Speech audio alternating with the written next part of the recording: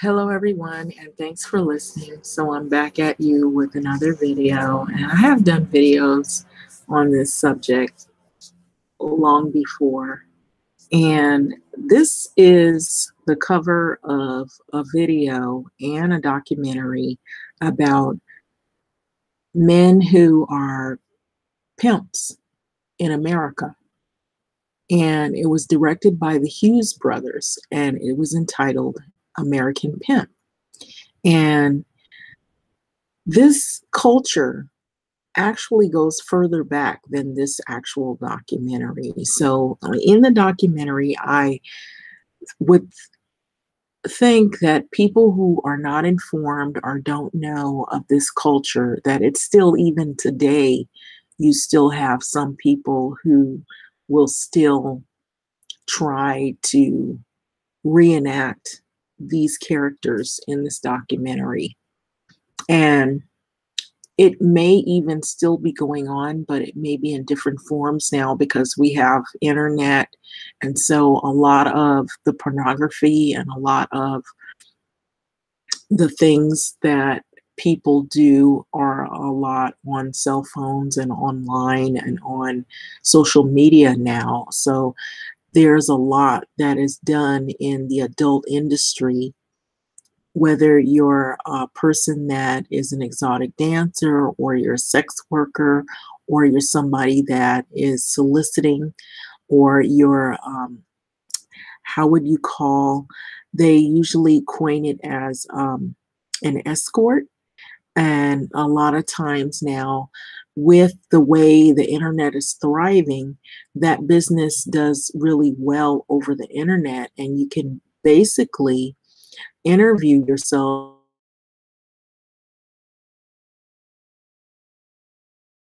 private and send it to potential customers so that they can pick up who you are, how to reach you, what hotel you're at, and how to pay you money for services rendered. So this was a video that was done by the Hughes brothers. It's a documentary, and it shows American pimps. And so I have talked about this subject on many occasions in the past, that I feel deeply inside of me that a lot of this culture of males that feel like women are to be toyed with, where basically sex objects, the ones that have that mindset, it comes from this culture here, because it's looked at as a plus, as you're the Mac Daddy, you're the player, you're the man. It's like a manhood or rites of passage, or you're the man, you tell the woman what to do, you have to pimp that woman, and you have to like set her straight. It's basically to have mind control, emotional, physical, and whatever else of someone else, and exploit them so that they can make money for you on the street or however. And nowadays, they have the internet, so they can contact different people and exploit that individual to make money through soliciting sex, um, and however, to try to make money, and then they give it to a main source or person whom claims to be their protector and is the pimp. And so this culture has gone on for quite some time. Now, there is a history behind it. Now, if you look at the documentary, you'll hear Black males saying that there were white men who used to actually do this. And a lot of times you hear a lot of the things that have happened, like gangs, a lot of things like drugs, like alcohol, the prohibition era. A lot of things did start, a lot of criminal element did start with white criminals. And somehow other people adopted it, from other cultures. And then when Black males adopt those um, uh, Black market industries to do the same thing, they put a different spin on it. And so it becomes an outlawed culture, and then they usually target Black males so that they can incarcerate them and put them in jail. But the flip side of that is that you have Black males that are taking up a culture that maybe if it wasn't what they started in the beginning, and if it came from another group of people, and then they adopt that culture and they go ahead and exploit women, and they do the same thing, but they're actually more lucrative at it, more successful at this crime element and this way of exploiting women or exploiting young males for money and for profit. It's an outlawed culture, and on top of that, they're also hurting their own people because they're exploiting their own women. And a lot of times, too, you'll have some males that will exploit people from all walks of life. So it's not necessarily that they only use people of their own background, nationality, and culture, but it's more like like an investment in people's bodies so that they can profit off of, young people who are impressionable and who are weak minded, that they can manipulate and put on the street and exploit them so that they can get money out of them and prostitute them, sometimes young ages of like 9 on up to adulthood. And so here, American Pimp is,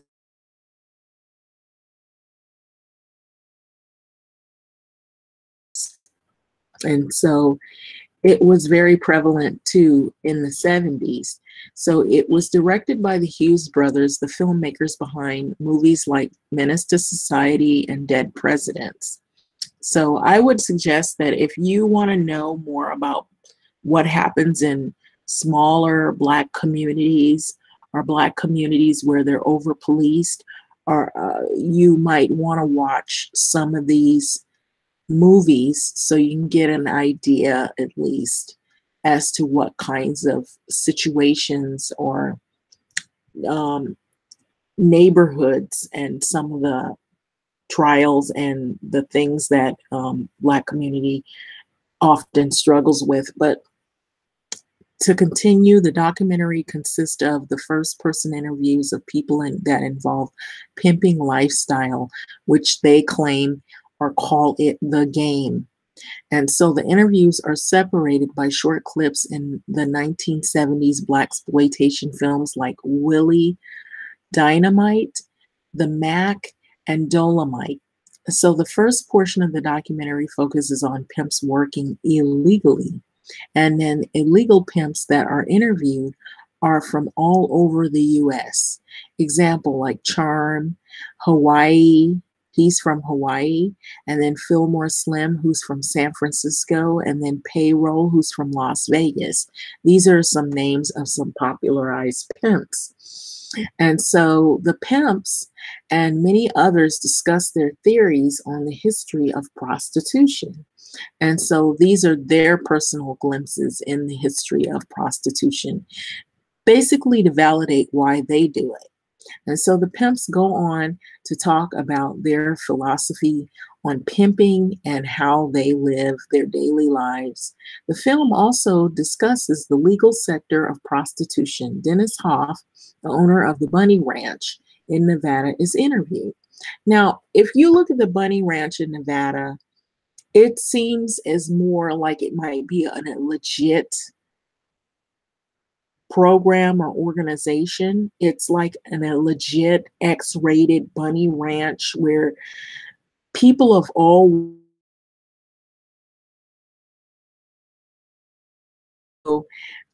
I actually saw this documentary. So as I recall, that Dennis Hof, he's a white owner of the Bunny Ranch in Nevada. And so a lot of people like lawyers, doctors, police officers, judges, high profile people that they keep private and they don't name, actually go to the Bunny Ranch so that they can have sex with whomever that they pay to have sex with, or um, have whatever it is that they want to do if they pay the money for it. So he feels that Nevada is much smarter than the other states because they have imposed the proper health and background checks on prostitution. So instead of trying to suppress prostitution by making it illegal, the majority of the documentary glorifies the pimping lifestyle. So the pimps and prostitutes interviewed mainly discuss the perks of the lifestyle, and they talk about the money they have made and the expensive suits and cars they were able to buy. And however, near the end of the film, the interviews involve prostitutes that have died from the lifestyle, as well as pimps who have retired from that lifestyle and hold straight jobs, and those who are now in jail because of what they've done in their past. And so that's what the whole documentary entails. And so if you want to see the cover, this is the cover here at to my right, which might be your left or right. I don't know how you're looking at this or viewing this, but it's to my right. It's the Hughes Brothers American Pimp. And so if you look at the documentaries, don't be surprised of who famous faces you'll see in those documentaries as well. So that should open your eyes too to what kind of individuals who promoted this back in the day, why they're with whom they're with. And so I won't even go into that because that'll open the door of some other video. And I did do a video about this one individual who's actually several individuals. But there's one individual who I won't even name that is in this documentary. And they talk about the Players Ball, which is an annual pimp's ball.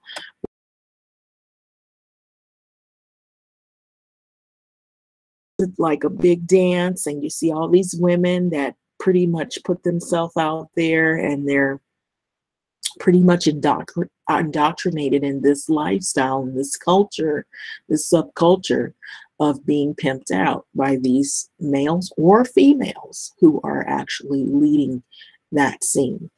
And so this right here is nothing short of what I've talked about.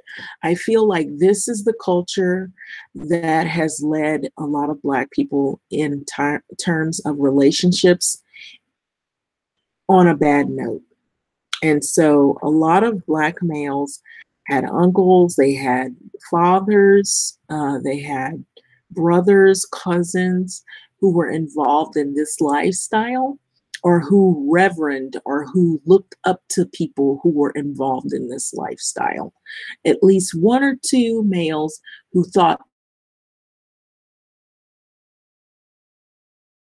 reason why I feel that you get males who talk to women like they're dirt or they're lower than nothing, uh, who treat women violent, who feel like they have to slap and hit and kick and fight and be abusive to females. And it's not just the Black culture either. There are other males from other cultures who they think this is how they're supposed to treat women. And so I feel like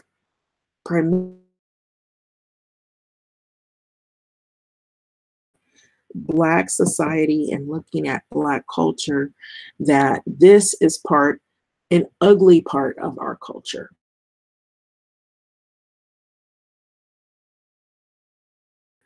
That people won't talk about. And they usually look at it as, oh, that's not all of us. But there's a large numbers of people, even in the rap music, if you look at the rap videos.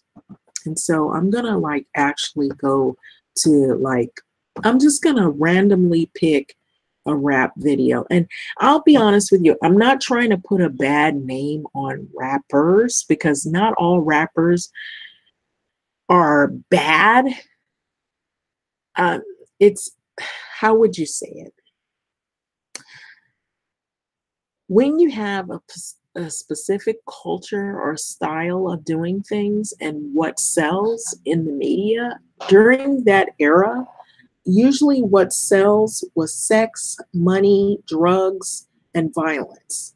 And so whoever promoted this type of mentality back then, that's what sold. So a lot of those young rappers, they actually had encouragements. Some of them didn't. I say some of them came from these neighborhoods where the pimp actually is the hero. Because if you come from an impoverished neighborhood and you don't have good schools, good education, good representation, males that are able to get jobs that they can hold down, that they can say, it isn't, I'm not a pimp. I work a good job and I make good money and I can pay a mortgage note and I can actually take care of a family. Not many were from homes that could have that opportunity to say that they had family or males in their family that could do that. And so I will say this, it's not the fault of the individuals or the males per se. When you look at stuff like this, and I'm going to flip back to it, when you see this, look at this male. His face is not shown, but you see he has a nice suit on. He has jewelry, what today people call bling bling. And, you know, he's probably eating, you would assume by looking at this, he's got a lot of money, he's nice cars, a lot of women. He can feed, you know, his family. If he has a family, he can go anywhere, travel.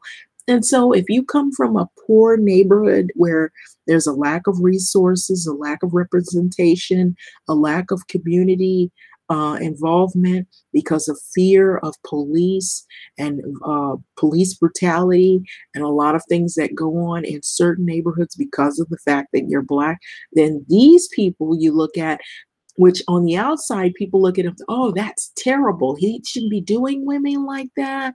And he's a criminal and he should get his own job, make his own money instead of forcing women out there on the street to sell their bodies.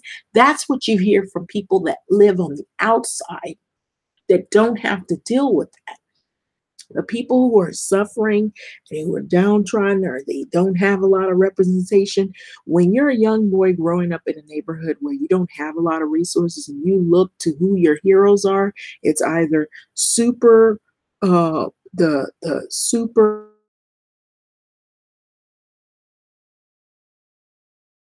So this looked at as a hero in those neighborhoods, not as a criminal, even though he may be doing something that might imply that he's in the criminal world or doing vices, but he's looked at as a hero because he not only has money, he has nice clothes, he has nice cars, and he has like pretty women. And when little boys that grow up to be teenager boys are impressionable, they see that, they want the same thing. And they don't look at it as, oh, okay, well, they see him, he's not arrested. He seems to be coming through the neighborhood. He's giving money to the kids in the neighborhood. He's giving them money for shoes or buying them shoes, buying them Thanksgiving meals, things like they look at him as a god or they look at him as a hero.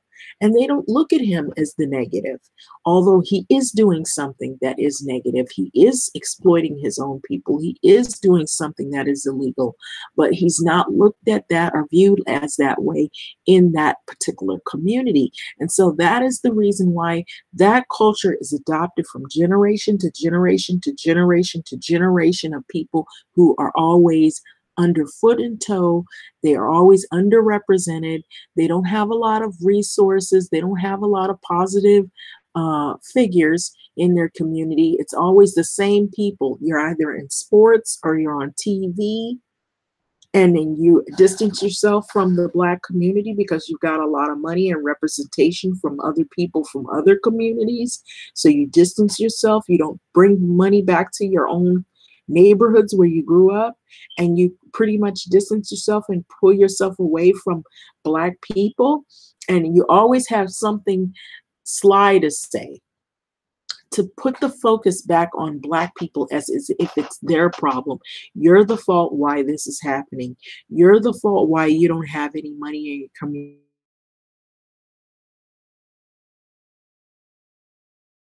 That happens in the Black community is the Black community's fault, as if we put the guns in the community, or we put the drugs in our community, or we put the killing and the fighting in our community. And then there's stats, and then there's percentages, and Black on Black crime in Chicago is always highlighted as the murder capital. And any other neighborhood, if it's a high population of Black people, it's always Black people that created the problem, because they are the problem, because they need to fess up that it's their fault because they're poor. It's their fault because they don't have good schools. It's their fault because they're not educated.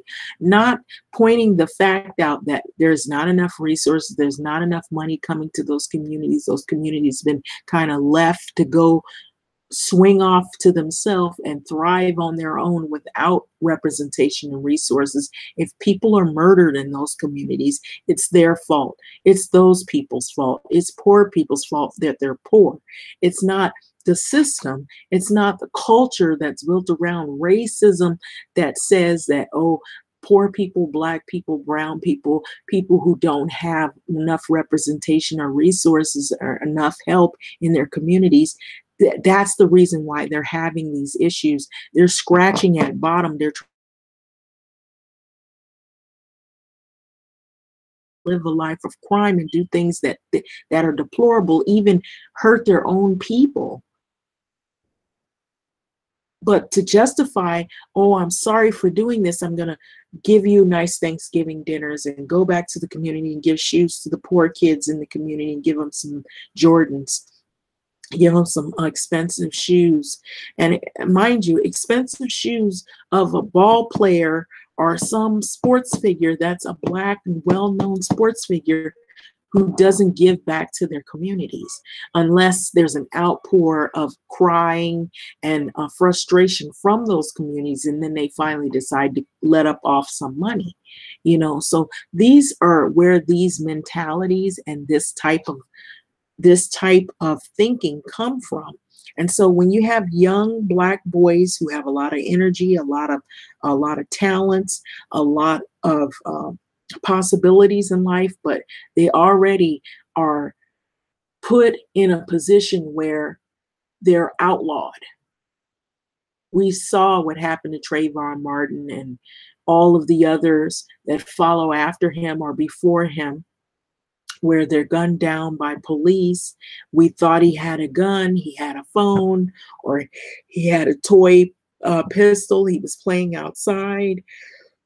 We thought he was in a gang, but he just is a defiant teenager. Like what teenager isn't defiant at some point in their lives? But if he happens to be Black and he's in your neighborhood, you feel that you have to take it upon yourself to be the law and enforce laws instead of letting the actual law do the law. But then what is that going to get us? Because even when you have the law do the law, you still are afraid of the law because you don't know if you're going to get gunned down by the law, because you're outlawed because you're Black, basically, or because you're not the right color, or you're not, a person that is of interest where you're famous and you have a lot of money and representation and what have you. And so, or you happen to be someone that is,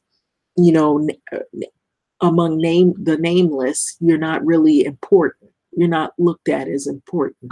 And so that is where this mentality comes from young Black males that learn this from older Black males, that this is the life, this is the way you treat your women. And so that's the reason why I believe that from this, I won't even just say it's just like it's Black males' fault.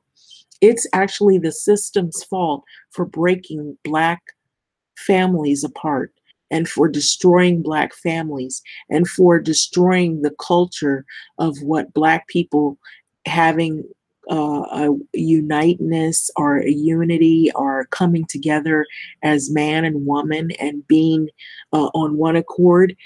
The system is set up where it has really pulled us apart, where we don't even respect or trust one another. And so that's the reason why males have this hate dissent. And you see on YouTube, like young males that are on YouTube that post videos, Pinterest, Instagram, and all these other social media sites that say, I will not date a black woman, I will not sleep with a black woman. They have all their videos numbered. They let you know, like the videos of Fatherless Nation, they blame black women for not having fathers in the home, rather than looking at the circumstances and the things that have happened all throughout what has led up to that. Black males being gunned down. We just had a black male that was gunned down in Sacramento, you know, and he had 2 children. Now they have no father.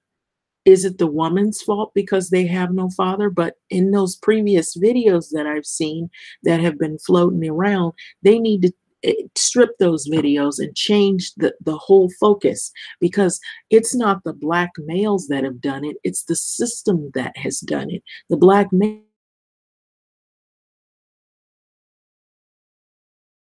to hate their women. They've been programmed to dislike black women, to dislike the person that brought them into this world.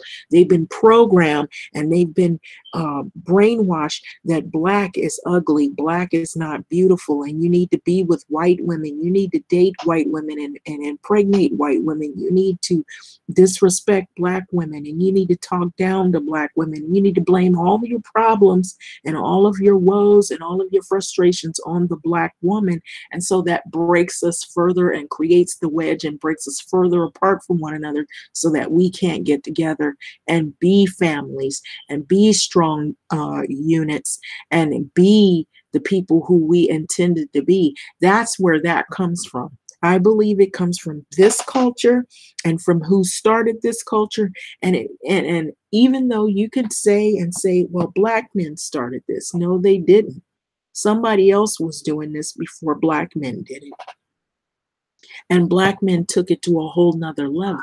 They made it fashionable. They made it cool. They put it in rap songs. And then people who own those rap companies and those industries, what people like to put a bad name on Louis Farrakhan and say that he's a bad man, because maybe I don't agree with all the things that that brother says, but I'll say this.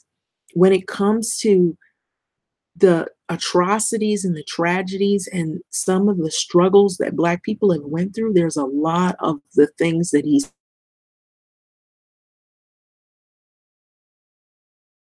not be a choice speaker in mainstream. But what I'm saying is that a lot of what he's saying, that a lot of the things that have gone against black people as a whole is truth, what he has said thus far. And so I know this may seem like I'm taking this a step further back. I'm not a Muslim. I do agree,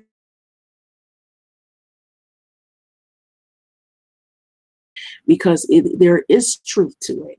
I'm not just saying it's only him. There have been other people who I have not really agreed all of the things that they do and say, but a lot of the things that they do say in regard to black people that has happened, the tragedies, some of the things that have happened, like Dr. Umar, there's some things that he has said that I totally agree on.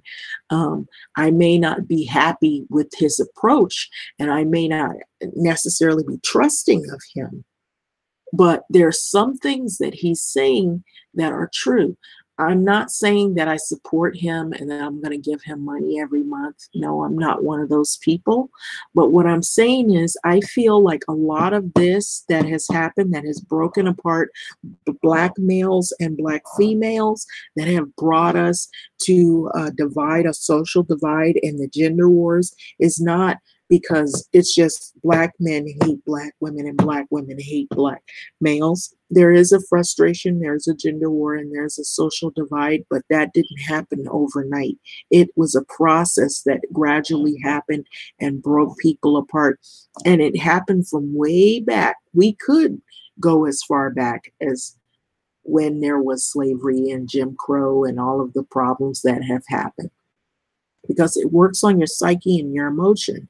But then if you really pay attention to what has happened thus far up to now, if you look at those videos, were there any videos where there were white males that were popularized, where they had women that stripped down?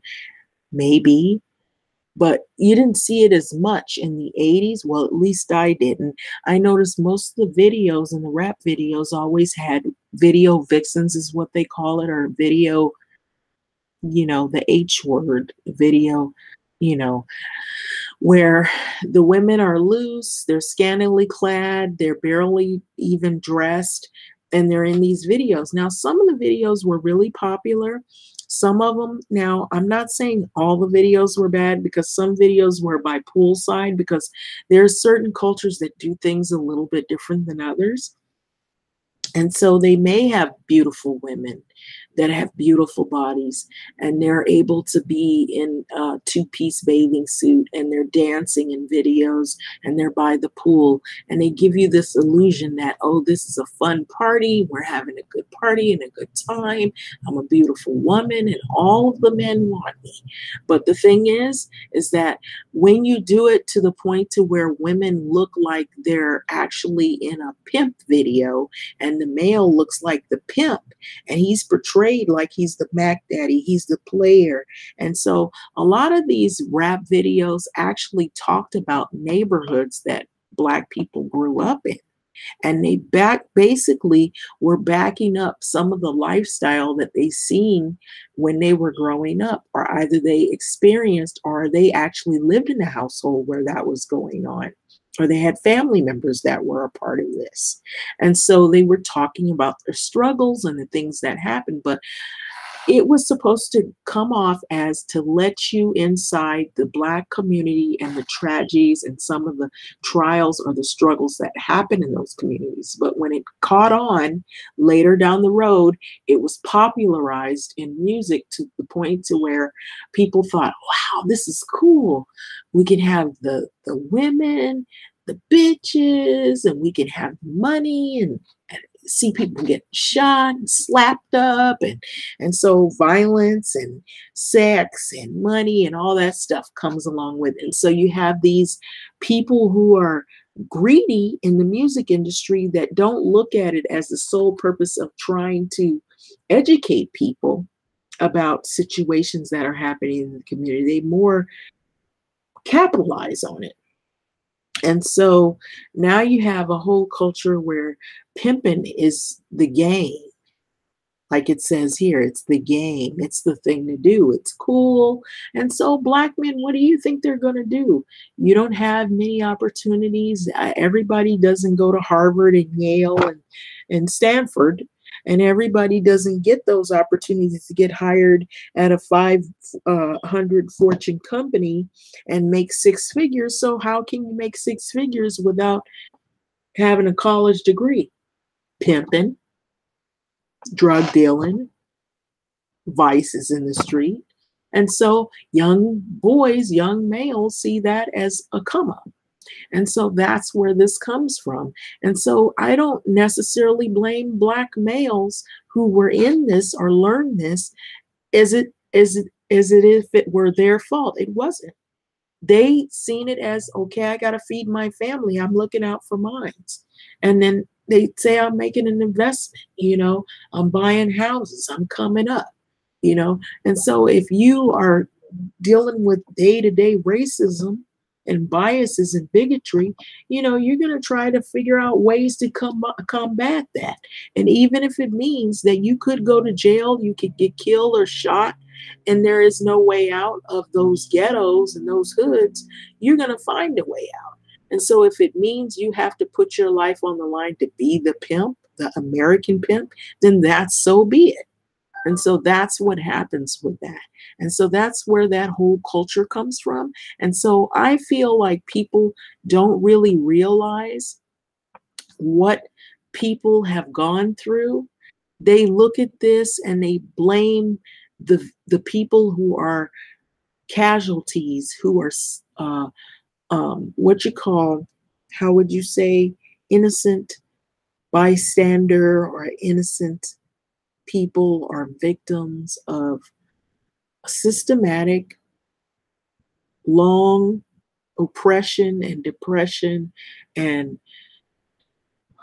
a long history of racism and disregard for poor people and people who don't have a voice in their communities, who struggle, who have gone through this or lived in communities and seen this happen and come out of that. You're a survivor from that. I'm a survivor from that.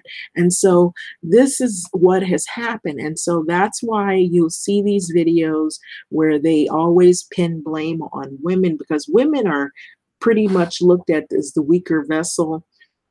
They're looked at as, you know, I can always blame things on the Black woman. If it all fails, just blame it on her, you know, because, you know, you don't want to be a male and called a failure. You already have a lot of things going against you if you're a Black male, but then to be called a failure on top of it. Oh no.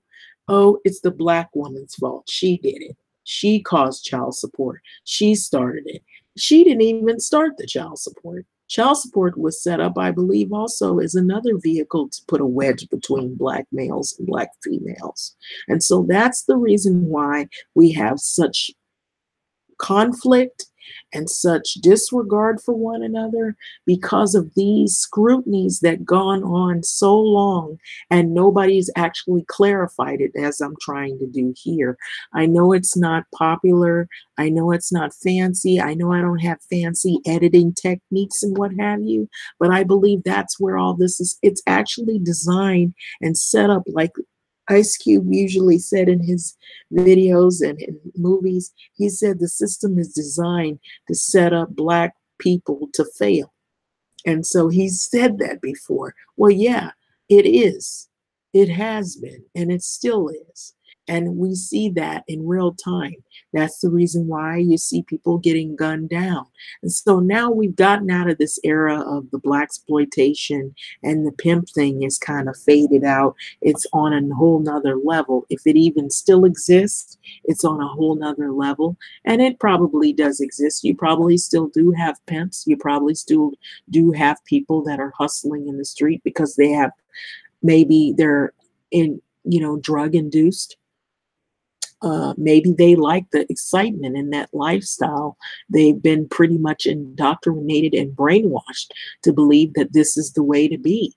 And so some people like that nightlife, up all night looking for drugs. You don't have to worry about going to a 9 to 5 and what they call being an L7. An L7 is like a square, somebody that's straight edge. You believe in working, paying your bills, and you're not involved in nightlife and vices and what have you.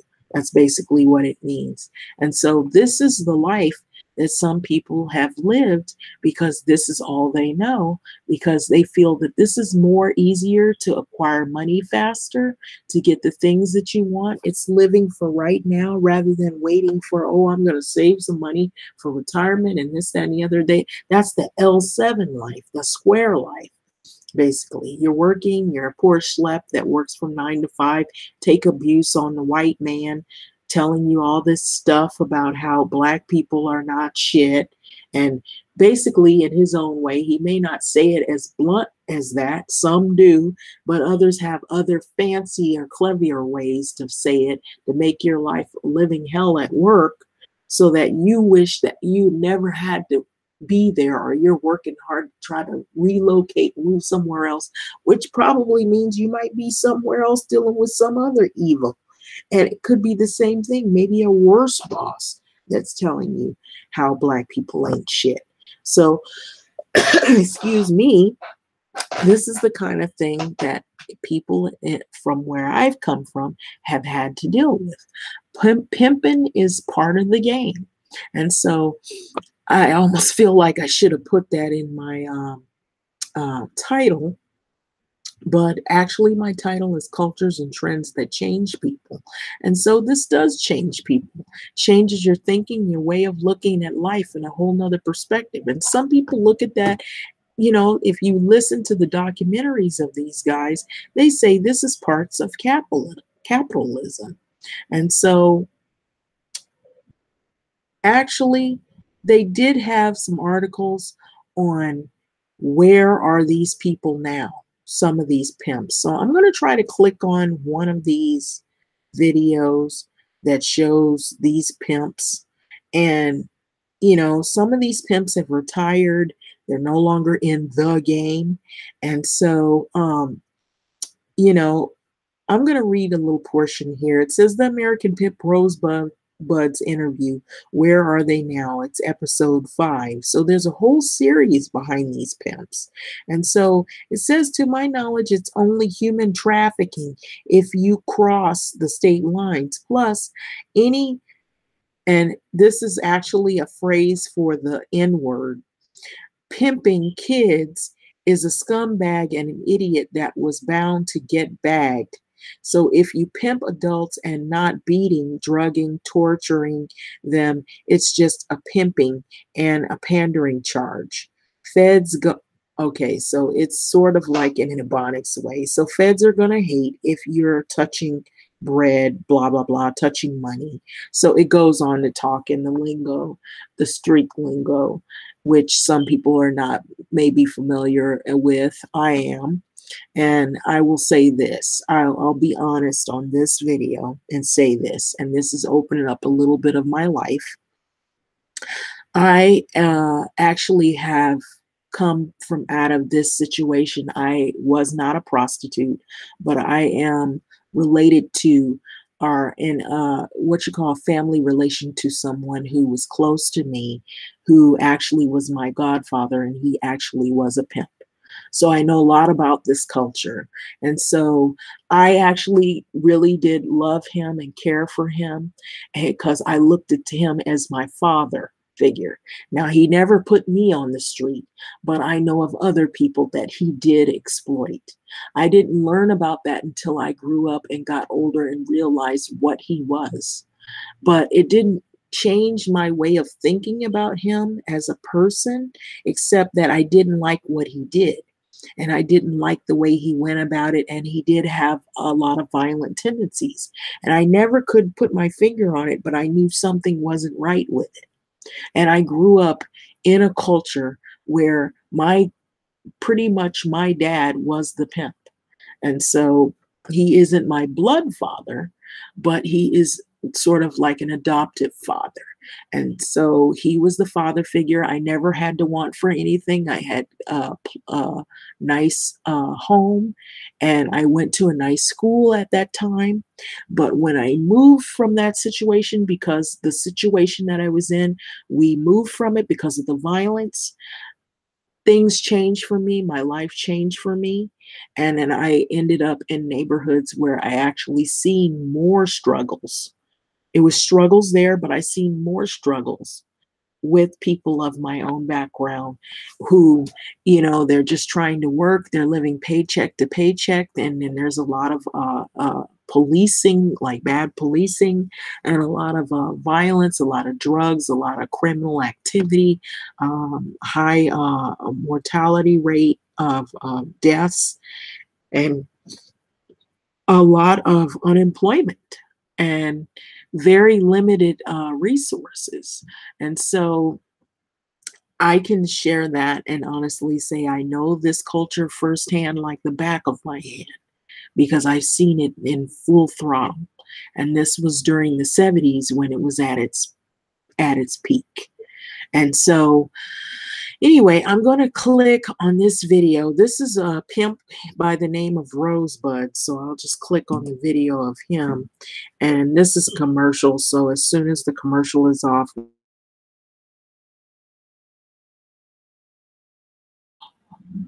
I look at the business, I say, bitch, you just looking at me. Do you know anything about what you see? You know, I pimp on hoes. I slam hoes, watch those. All I do is wear tailor-made clothes. I got damage, dripping from everywhere. Got the attitude to say I don't fucking care. Everything I lift is what a hoe earn, and the hardest thing I do is make a goddamn U-turn because I'm a goddamn pimp in real life. You think you pimping? That's what your fucking mouth say. Pimp on hoes like it just don't matter. Serve game to a bitch from platinum play platter. The pimping Hall of Fame is my destiny. The pimp game is only two, you see. Charging bitches been my way of life, and I'd have been damned if I didn't do it right. I pimped against all adversity, and I graduated from Sidewalk University. Earned myself a PhD because I pimped hoes daily. If you the kind of bitch that won't go to class, you don't have a nigga putting this foot in your ass. You know what time it is, ho? So stop your tripping. You love this game. That's why you got with this pimping. 24/7 Rosebud serving your ass some game, and now you sprung on me like I'm rock cocaine. And after I school you into a fucking vet, I'm gonna drop your ass off on Sunset. I'm the ultimate man with the ultimate plan. And if you listen to me, how I have you eating at the palm of my hand, cause I pimp. And they say the hardest thing you do is your turn. You know. Too Real for TV exclusive.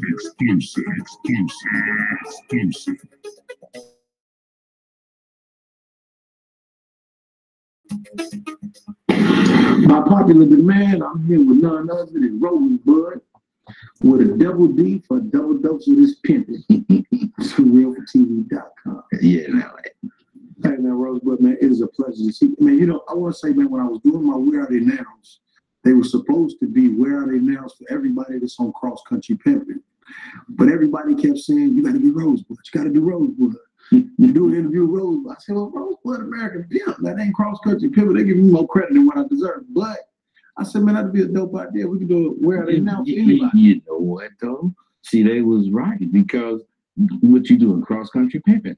Yeah, I didn't have to be in that video because all them niggas know me. I'm cross country, man. That's right. Me and motherfucking Tate pimp across this country, man. Every year we went somewhere, stayed 4-5 months, came back home. Every year. So that's like 20 or 30 times I've been back and forth, you know? Man, listen, man, the one question that has been, you know, on my mind ever since I seen American Pimp, I just got to ask you about. Everything you said was 100. Mm-hmm. But did Revlon really buy you? I got really Revlon buy your nails because of how hard they are. My nails are, you know, nails when they grow long, they kind of flimsy. Mine, when they grow out, they grow straight out like they're coming from right here. And then what do they do with it? They cut them off, and they well back then, because now they got fake nails. Yeah, that's what I was thinking. Yeah, so they didn't always have fake nails? Oh, hell no. So motherfuckers used to buy nails that was real nails. Well, like me and you and our women, they weren't even up on fake nails then. Right. Only the people. It was right on the corner of Highland and Hollywood Boulevard, and it was in that building. But that building is long gone. I forget the name of it. It wasn't Revlon, but Revlon was paying for the nails. Right. What they would do, then they would only pay for the nails if you had all 5 of them. You had to have all 5 of them. Because if you didn't, they couldn't match whatever they was doing. I don't know what the fuck they was doing. You know what, man? I really thought she was running game. So this nigga really feeling this shit. No, man, I think they used to give me a nickel, like 100 for each nail. Most of my hands was, bro, my hands was like, they was out there, man. And they always like that. I remember my dad on the gas station. First black man to own the Chevron gas station. Shouts out to Pops. I'm telling you, shouts out. He gone. But what I'm saying is, he used to want me to do shit at the gas station, and I was like 11, 12. I don't want to do it. I don't get my hands dirty. Don't know nothing about game. Don't know nothing about pimping. Ain't never seen nothing like that. But Pops used to have to like find me to get me to do something on a car, because the first time I actually did it, my nails got dirty, and after I got through cleaning them out, and I'm like 11, 12. Man, I'll never do that again. That's the question, brother. It's obvious, man, you're an educated guy, smart dude. And then you speak about your father on the gas station. So you had the presence of a father in the household. Right. How did you get into the game? Well, see, the thing about the game and the thing about what people know about the game that's not in the game, and the thing that media portrays about the game, they make it to where it's a certain kind of life that you have to be living to want to get in the game, some kind of negative life. But that's not true. See, the people that get into life about the negative stuff are drug users. You know, some of them are on heroin, and he want to get a fix, so he get this broad, and he get her hooked, and he get all that kind of stuff. What made me want to get in the game, because my father was there the entire time until he died. My father was the father of all 12 of my brothers and sisters, and me. My father, he did every goddamn thing that you do. You know, he was not slacking in any way. We never needed shit, although we didn't have shit, if you can understand that. You know, we didn't need shit because Pop gonna handle it. But about, you know, you having all this slick shit, you know, your friends got the Stingray, you know, I had the big old bike that I had to make. You know, I had to get parts and make the bike because Pops wasn't about to buy me no Stingray. You know, and about Pops somehow, I love you, boy. Oh, if I heard that, kill me. And what I'm saying is I know my daddy loved me. So what I'm saying is, you say you know he loves you? I know for a fact he loved us all. Because I grew up at the time where you didn't need that punk shit, because that's what it was. Dad, tell me you love me, boy. Get your fucking ass out of here. That's what your dad gonna tell you, boy. You don't need that shit. Because, you know, when I grew up, my dad was fresh out of the generation that was slaves and shit. Right. And they didn't want you being a punk. You know, they didn't want you needing that kind of goddamn shit. Motherfucker, if you want to, if you see your dad, you know, and you go up and hug him, shit, you know, we didn't do that. But what I do remember, as far as that go, hugging, my dad would say every blue moon, Johnny, or whoever he talking to, my name John. He said, Johnny, get in there, boy. Now you thinking, God, yeah, well, he didn't use my middle name, so. Because if you use your middle name, you're in trouble. John Samuel. Now, he said, Johnny, so you want to know what he wants? You go up in there, hug my neck, boy. And he'd be sitting in the chair. And you got to grab him and hug his neck. You got to, something about it. You got to hug his neck. And they say, all right, boy, get out of here. That's, you know, he would do some shit like that. But all of that, by the kind of motherfucker he was, if it was like once a year, because if it was twice, kill me. Would you? And so it is going to commercial. So you just heard a little bit. I'm gonna skip it and go back. If it was twice, kill me. It was letting me know I love you, boy. And if I was the kind of nigga today, and I need all this shit, my dad would have cussed me out. My dad would have, you know, called me all kind of names. You know, you ain't worth the salt that go in your bread. You know, it's only a pinch of salt that go in bread. You know, so I'm saying he would say stuff like that, man. And what he was really doing, and which I love him for today, he's been dead, you know, many years. But what I love him for today is that he was making me a thinker, not me, all of us, my whole family. My oldest sister was the head of government relations for the University Systems of California. My oldest brother got about 40 houses. The brother next to him died because he was a hell of a blues singer with John Turk and the Third Street Annex. The brother next to him, he was the head of quality control for Ford Motor Company for the Western United States. Now, my brother next to him was head designer for PG&E, that's in up north. I think it's Nevada something here, electric or something here. But there's Pacific Gas and Electric in the Bay. He was a top underground designer for the cables and shit. Now my sister next to him was like me. She's older than me, but me and her used to run the streets, you know, fucking around. And so she's taking care of herself. She's way older than me. She taking care of herself, but she's not there. Now from Mary, there's Gib. Now Gib was like me too. The Gib was the cat that he anybody inspired me to be cool, it was Gibb. My brother was the shit, man. He really was.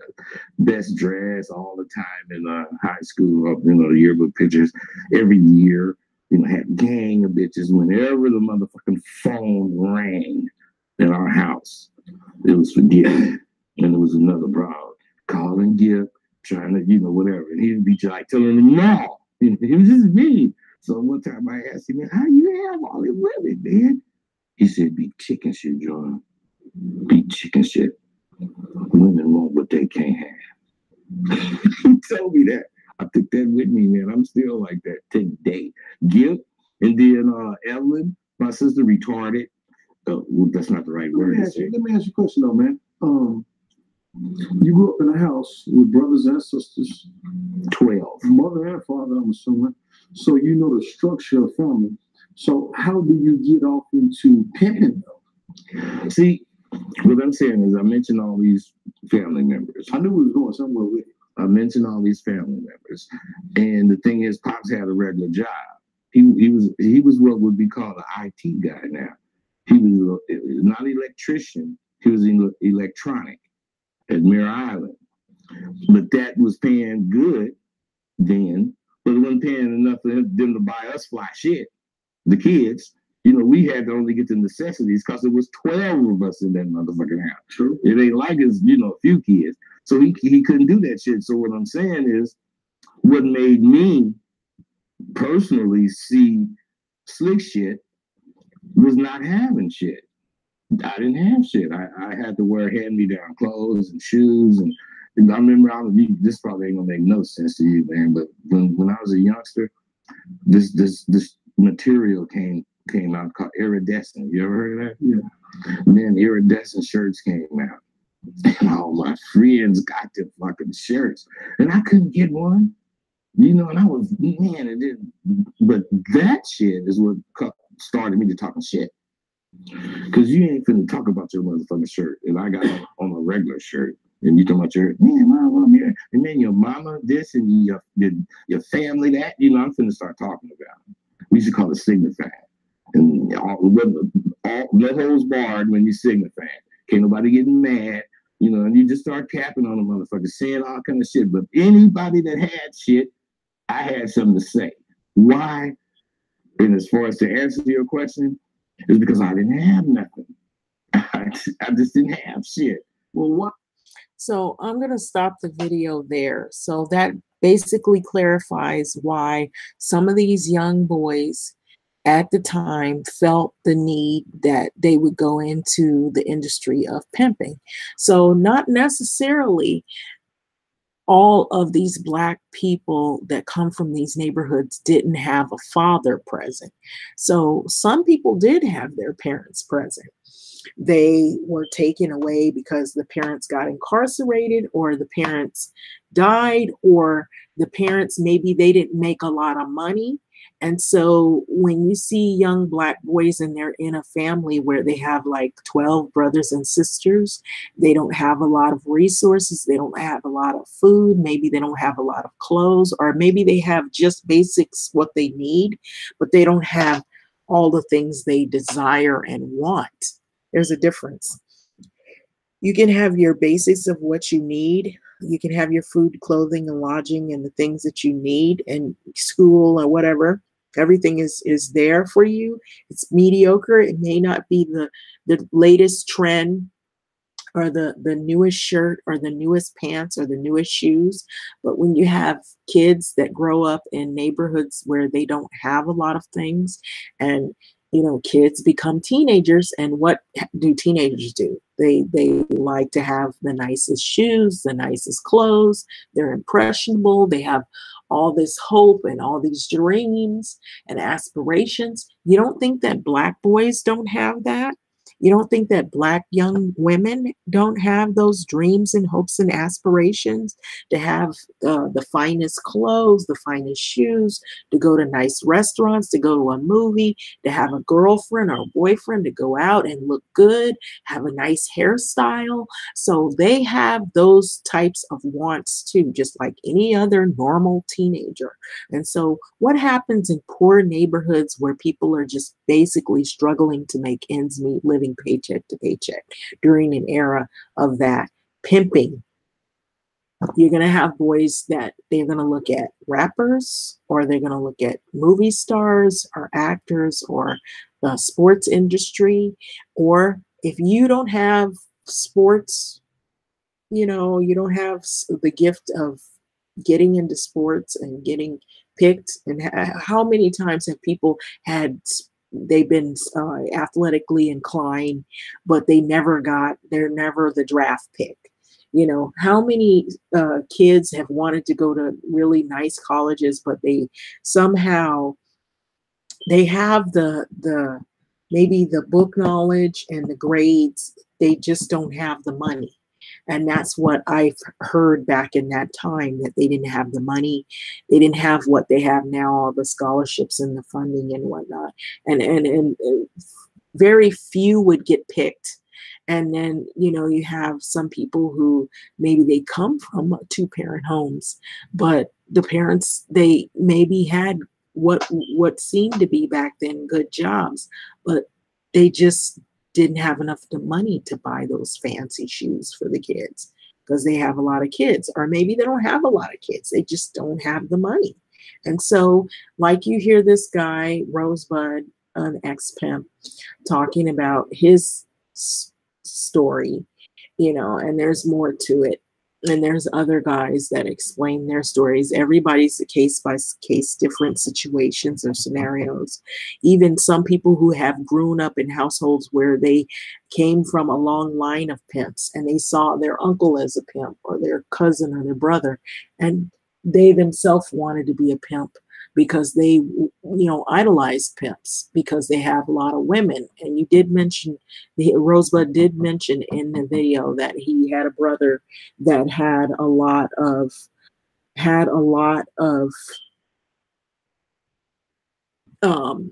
influence in his life, you know. And what boy doesn't have, you know, looks up to his older brother? You know, he's big, he's strong, he's the man, and you're a young man, you're thriving. One day you want to be like that. You want to be him. You know, what did he say? I want to be like Mike. You know, so you want to be, one day you want to be, you know, the man in charge, you know, running things. So what do you want to do? You want to have some strength behind you. And being a man, you got to fight. You got to support your women. You got to have a lot of women, a lot of sex. You got to have a lot of money, a lot of cars, a lot of power, a lot of muscle on the street. You're man, you know, you the man, the Mac daddy. So that is what boys were looking up to. So that's where that whole thing comes from. And I'm not saying that it's Black men's fault, because think about it. If you're taught this and you see this and you're in a situation where, you know, either you're the schlep, you're working and making paycheck to paycheck and you can barely feed, you know, you're just getting by, or you're the man, you got bling bling cars, money, women, you got muscle on the street, you got people running for you. Well, who do you want to be? Who do you want to be? So I just wanted to relay that message out there. I did make videos about this, and I really felt saddened behind this culture, but in a way I felt like, you know, let me explain it the way I really want to explain it, because I know this culture.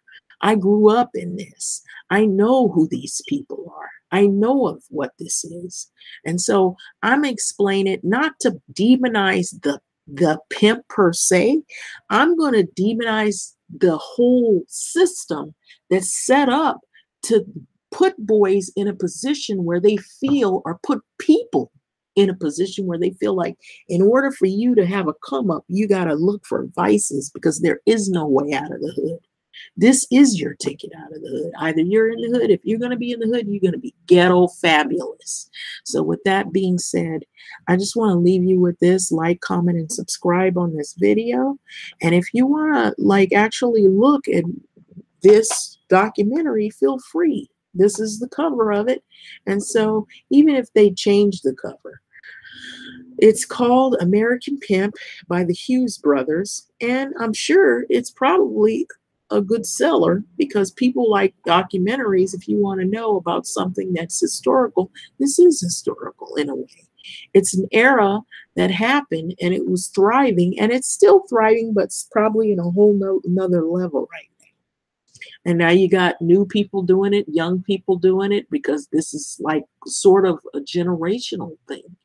And so unfortunately, you do still have people that probably are involved in this. And it is very much popularized in rap music. And so it's not necessarily popularized to say that this is the right way to go, but it was characterized by the lives of people who actually grew up in this, which namely I'm one of them. But people who actually experienced this firsthand, or they knew somebody, or they related to somebody, or they looked up to somebody, and or they got caught up in this, or they saw the end result. Not those end results that were good, not all of them. Mostly none of them. Either people ended up dead, or they were killed, or they fell by the wayside being in the life of the gang, or they ended up retired and telling their war stories, such as what you hear in these series. Rosebud is an ex-pimp, and it's not to say that these aren't intelligent people. Some of these people do come from homes of two-parent families. So there's a lie that is being strewn around on YouTube that Black boys and Black people and Black kids are from fatherless nations. We did have somebody saying they were going to make videos about the fatherless nation because they were in route of the plight to blame Black women once again for not having fathers in the home, when they're not really focused on the real issues that are at hand. Why do you have so many males that are outside of the home? We just had another unarmed Black man killed in Sacramento. They're not really being honest to let you know that there are several factors involved here. And a lot of it isn't the Black woman.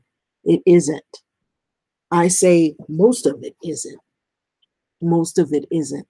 There is something that leads up to the destruction of the Black family. There's a lot of things that lead up to it. And so it's not just, oh, this Black woman is difficult to deal with. There's arguing, fussing, and fighting. Yeah, you're at the end result of what happens when there's the breakdown. You're not talking about what started in the beginning that led to the path of the breakdown.